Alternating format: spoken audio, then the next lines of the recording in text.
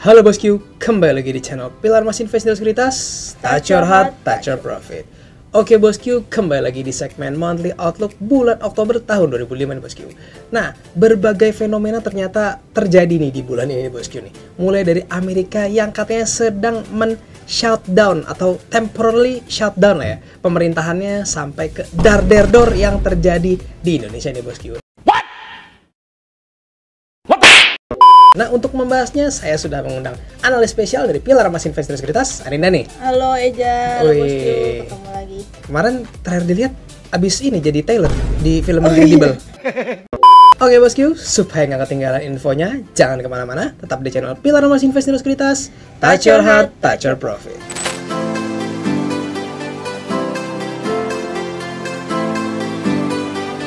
Oke bosku, kita mulai seperti biasa dari US atau Amerika Serikat dulu nih bosku. Nah Rin, coba diceritain, ini kok tiba-tiba bisa mereka temporarily shutdown pemerintahannya nih? Nah ya, itu tuh karena Partai Demokrat dan Republik, kita tahu sendiri ya kalau di Amerika kan ada dua. Partai Republik sama Demokrat tuh tidak mencapai kesepakatan dana anggarannya gitu untuk pemerintahannya. Jadinya ya itu shutdown temporary gitu. Oke, berarti bisa dibilang ribut karena uang lah ya, lagi-lagi ya. Bener. Kayak rumah tangga nih. Benar, ya egonya gede lah. Dia mau ngalah gitu.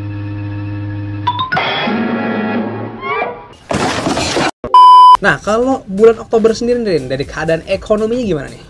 Nah, kalau di bulan Oktober kan kita tahu sendiri aja, dari Trump itu kan tarif itu kan masih bergulir nih gitu. Oh, masih ya? Iya, nah terus dari The Fed sendiri kan kalau kita lihat dari data ketenaga kerjaan itu kan melemah, ya otomatis The Fed mau nggak mau tuh harus memangkas tingkat suku bunganya lagi. Iya, nah, untuk biar daya belinya meningkat ya. Bener, nah kita perkiraan sih pengumuman suku bunga ke depan itu bakal dipangkas lagi nih dari sebelumnya 4,25 jadi 4%. Oh oke, 25 basis point ya berarti. Bener. Ya. Lumayan buat minum cendol. Nah, tapi sebenarnya kalau kita lihat dari inflasi, itu inflasi bakal diperkirakan akan mengalami kenaikan dari 2,9 jadi 3,1. 3,1. Oh, lumayan. Tapi itu kenaikan inflasi itu bukan berarti ya pertumbuhan ekonomi yang bagus ya, Ja. Tapi inflasi itu meningkat karena harga-harga di sana itu lagi naik-naiknya aja. Padahal tingkat penganggurannya menaik gitu. juga. Ya, makanya tingkat suku bunganya harus turunin. Yes, benar gitu. Iya. Nah, terus ya, tadi kan kita sempat bahas shutdown tadi ya. Nah, shutdown ini berdampak ke harga emas juga gitu. Dan harga emas tuh kemarin bahkan menyentuh all time high gitu.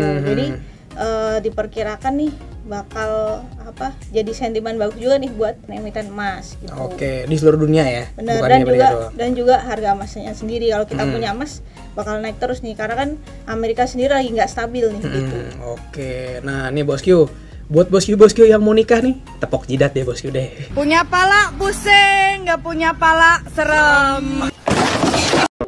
Oke Rin, kita udah tahu nih apa yang terjadi di US atau Amerika.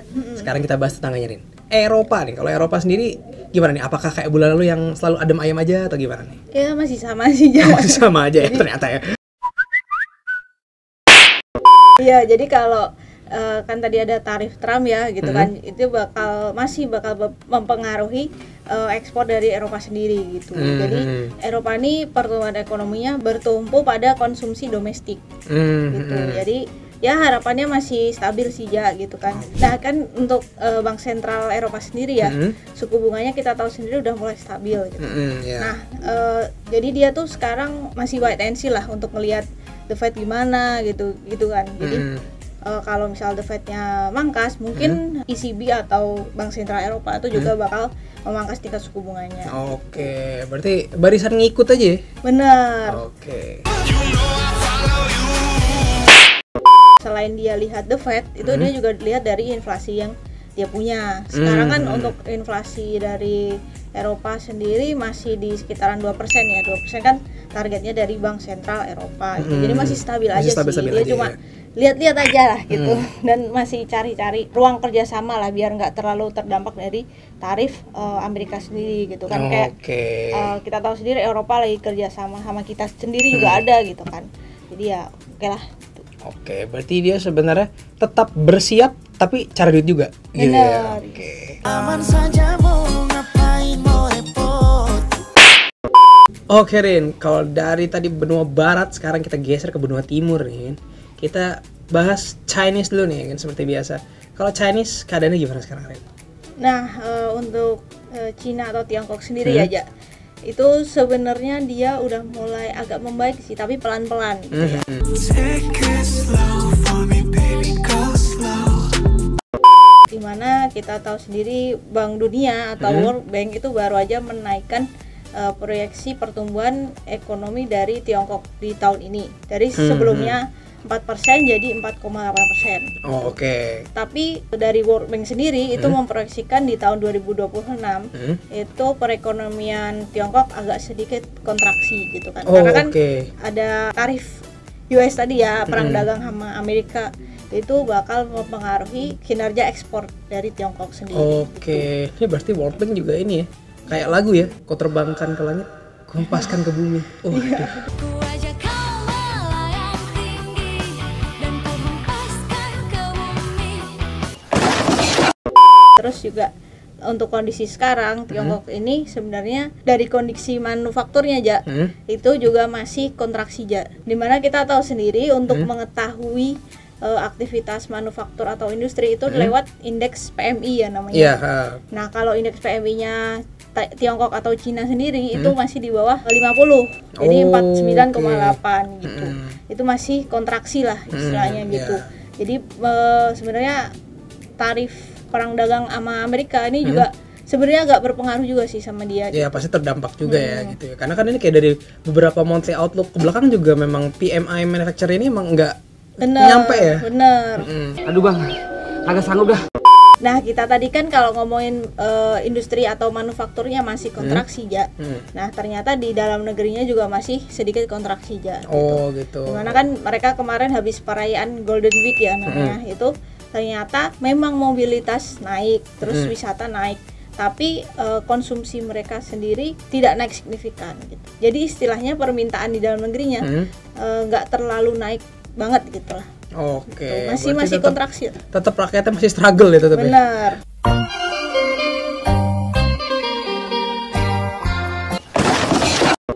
Nah, oke Rin, kalau kita udah tahu keadaannya, terus proyeksi ekonomi Tiongkok gimana nih buat bulan ini? Kalau proyeksinya di bulan ini itu untuk inflasi sendiri masih deflasi ya, cuma sedikit berkurang gitu dari minus 0,4 jadi minus 0,2 gitu.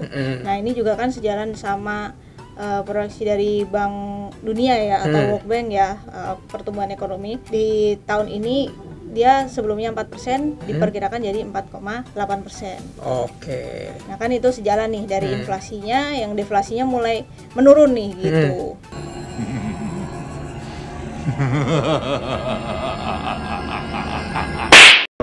Nah, terus untuk GDP-nya di kuartal 3 ini sedikit sedih ya, karena kan sebelumnya itu di 5,2% diproyeksikan turun ke sekitaran 4,7 sampai 5% ya. Gitu. Oh, oke. Ini berarti lumayan juga ya turunnya 0,2% tuh lumayan ya. Benar. Okay. Ya, jadi sebenarnya kalau dibilang ekonomi Tiongkok sendiri itu apakah pertumbuhan ya bertumbuh tapi pelan-pelan lah pelan-pelan gitu. ya. Udah hidup juga bagus. Nah selanjutnya tuh ada produksi industri ya yang diperkirakan turun lagi ya, kan tadi sejalan sama indeks PMI-nya ya. Indeks PMI-nya kan masih kontraksi. Jadi produksi industrinya juga diperkirakan menurun nih dari 5,2% diperkirakan jadi 4,8%. Oke, ini masih menurun ya. Udah 3, ternyata masih belum kabar baik juga nih ya. Gitu, oke. Hancur. Terus juga dari daya beli retail atau kita lihat dari indeks retailnya itu tuh juga mengalami penurunan ya. Kan tadi kita bilang ya daya beli dia konsumsinya masih turun. Nah untuk retail sendiri mengalami penurunan dari 3,4% jadi 2,8%. Oke, lumayan banyak juga ya. Benar. Lagi-lagi udah 4 poin nih. Ini kan turun nih. Jadi ya agak-agak gimana gitu ya. Semoga inflasi dia berhasil keluar dari deflasi sih ke depannya gitu. Biar pertumbuhan ekonominya sejalan dengan proyeksi dari Bank Dunia tadi kan 4,8%. Amin. Nah, yang terakhir berita buruknya adalah neraca perdagangan dia sebenarnya masih surplus, tapi mengalami pelemahan gitu. Karena itu kita tahu sendiri dari efek ekspor tadi ya, perang dagang sama Amerika gitu. Jadi ya daya bersaingnya agak kurang ya. Bener. Oke, berarti ada 5 poin dan 5-5-nya ternyata kurang menyenangkan ya. Ya mungkin bulan ini agak-agak sedikit ya gitulah untuk report ini ya, rilis data keuangannya gitu. Agak-agak gitu ya. Oke Rin, kalau tadi dari kita bahas Tiongkok, sekarang kita bahas tetangganya nih. Masih hurufnya mirip-mirip kanji juga, Jepang ya kan. Nah, jadi kalau Jepang keadaan ekonomi gimana Rin? Nah kalau Jepang sendiri kan kita tahu yen itu melemah terus nih gitu kan. Karena kan dari Bank Sentral Jepang itu kan menginginkan kenaikan tingkat suku bunga gitu. Tapi kalau lihat kondisi sekarang kayaknya nggak memungkinkan gitu kan, kata dari Gubernur Bank Sentral Jepang gitu kan sejauh ini.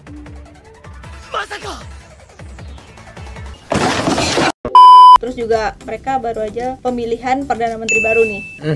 Nah dari Perdana Menteri baru ini dia kan dari Partai Demokrat Liberal. Dari partai tersebut itu tuh kemungkinan akan menahan kenaikan tingkat suku bunga gitu. Mereka pro untuk suku bunga yang lebih rendah gitu.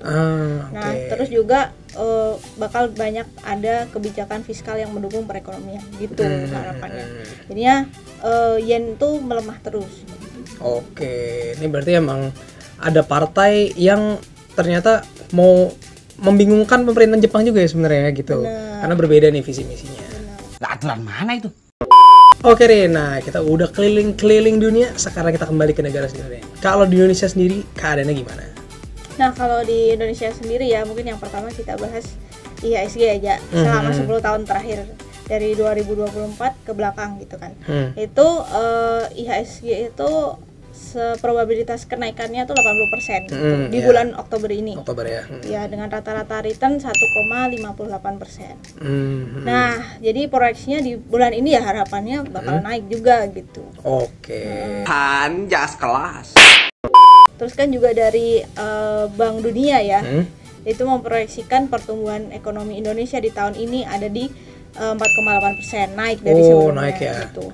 Jadi ini juga sejalan kan sama dari stimulus dari Menteri Keuangan baru ya gitu kan, banyak dari mulai dia kasih saldo anggaran lebih itu ke bank-bank himbara, terus rencana mau ke bank daerah gitu kan. Terus juga ada efisiensi anggaran ke daerah karena kan ternyata anggaran daerah itu nggak sepenuhnya dipakai, ternyata diparkirin ke bank. Nah itu katanya bakal diperketat lagi. Ya, mending diputerin aja ya soalnya menurut dia. Jadi harapannya nih pertumbuhan ekonomi ini bakal bagus lah gitu ke depannya. Ini berarti mantap nih Pak Purbaya nih. Ya pokoknya setiap ada yang nanya pertanyaan aneh pasti dia langsung siapa yang nyuruh? Ngeri. Atau menjebak saya bilang saya mau naikin pajak? No. Siapa yang nyuruh?